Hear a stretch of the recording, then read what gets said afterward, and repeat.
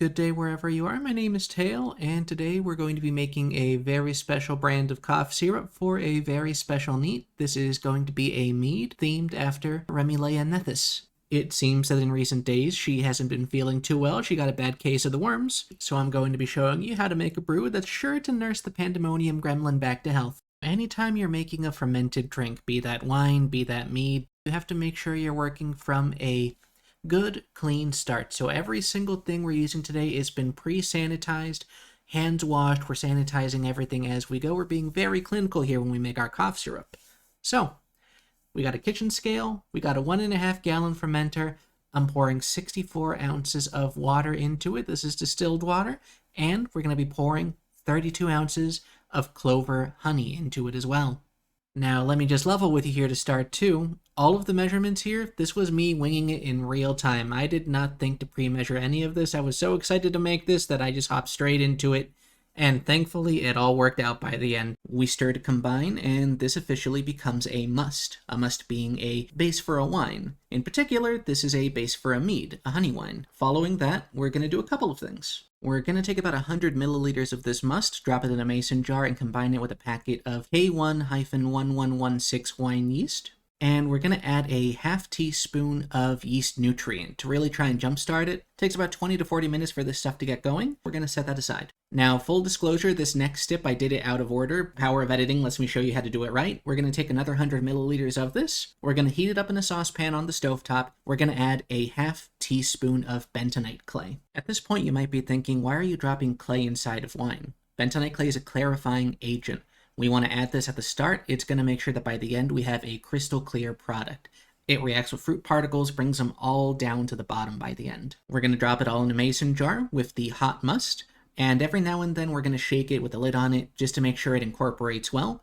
We don't want any clumps inside of this. We want it to turn into a smooth liquid. Next step, we're going to start tossing in fruits, but to make our lives easier, I'm going to contain them all inside of this mesh plastic bag. I pre-boiled this to sanitize it as hard as I can. It is going to be sitting inside of this batch for a very long time after all. Fruit number 1, including the juice inside of the jar. This is cough syrup flavor at its essence. This is that good stuff. A pound of frozen sweet black cherries, and then following that, a pound of frozen blackberries. All of it goes in the bag, and this thing doesn't have a good seal, so what I do instead is I take a measure of butcher's twine. I sanitize it, and I tie it around the bag, making sure that all of the fruits stay contained. This is going to let the fruit flavor diffuse, it's going to let the sugars escape, it's going to let all the good stuff out while keeping the vast majority of the fruit solids on the inside. Now, this is one place where I wish I had one additional ingredient, pectin enzyme. What that would do is, like the bentonite clay, it would help to further clarify the final product.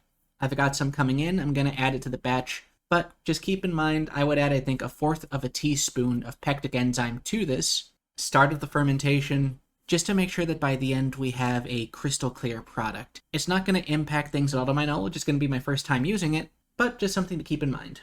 I do a little bit of rearrangement, and we see the return of the 2 ingredients we prepped earlier, as well as an additional tool. This is the bentonite clay slurry, this is the yeast slurry, which is now activating ever so slightly. There's a bit of foaminess to it, and there is also an airlock, which I've put in a sanitized mason jar, sanitize the inside, sanitize the outside. We're getting this set up because we are nearing the end of the process here. To give you a quick primer on the purpose of an airlock, it's a little tool that when you stick it on top of a vessel like this one, it's going to let air inside of it escape as pressure starts to build, while making sure that air from the outside doesn't get in. When you're making alcohol, when you're making wine, mead, you do not want oxygen from the outside to enter it. It's a good way to make it lose flavor, it's a good way for the batch to become contaminated, and it serves another purpose, it keeps bugs out. Anyways, while I've been talking, here in the background you saw I've incorporated both liquids, the bentonite and the yeast. Now we're whipping out an additional tool. This is a pH probe. We're going to use this to measure the pH because yeast has an optimal range where it can thrive and where nasty contaminants like botulism don't develop.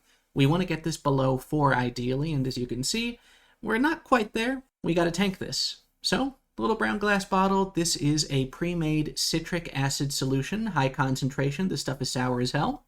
Now, do as I say and not as I do. I freeballed this in the moment, but you probably want to do this in increments. I was very close to bringing this down way too low. By some miracle of nature, I nailed the 3.5 damn near exactly. So kudos to me. I'm never doing that again. Hopefully I learned from this mistake. We'll see. With that out of the way, we are officially done with the prep work here. This is going to start ferment, but we're not quite done with procedural tasks. We need to do one more thing. We need to take a specific gravity measurement. To do that, a couple of other tools. I've got a graduated cylinder, I've got a hydrometer, and what these will let us do is it'll let us take a specific gravity read. What that specific gravity reading will do is it'll let us make a very good estimate on what the final alcohol content of our cough syrup will be. And in this case, we got 1.111.